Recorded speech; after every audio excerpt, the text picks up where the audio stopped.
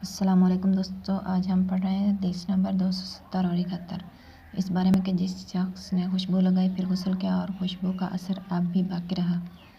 ہم سے ابو نعمان نے بیان کیا کہا کہ ہم سے ابو عوانہ نے ابراہیم بن محمد بن منتشر سے وہ اپنے والد سے کہا، میں نے عائشہ رضی اللہ تعالیٰ عنہ سے پوچھا اور ان سے ابن عمر رضی اللہ تعالیٰ عنہ کے اس قول کا ذکر کیا کہ میں اسے گوارا نہیں کر سکتا کہ میں احرام باندھوں اور خوشبو میرے جسم سے مہک رہی ہو۔ میں نے فرمایا، میں نے خود نبی کریم صلی اللہ علیہ وآلہ وسلم کو خوشبو لگائی۔ پھر آپ اپنی تمام ازواج کے پاس گئے اور اس کے بعد احرام باندھا۔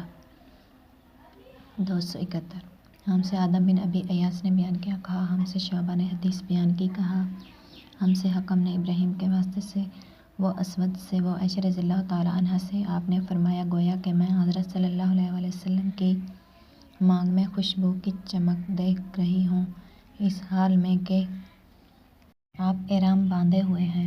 آج کی ہماری یہ ویڈیو یہاں پر ختم ہوتی ہے۔ اگر ویڈیو پسند آئی تو لائک کر دیں، چینل پر نئے ہیں تو چینل کو سبسکرائب کر دیں تاکہ اسلامی کتابوں کی تمام ویڈیوز آپ تک پہنچتی رہیں۔ ہم اپنی اگلی ویڈیو کے ساتھ آپ کی خدمت میں حاضر ہوں گے، تب تک کے لیے اللہ حافظ۔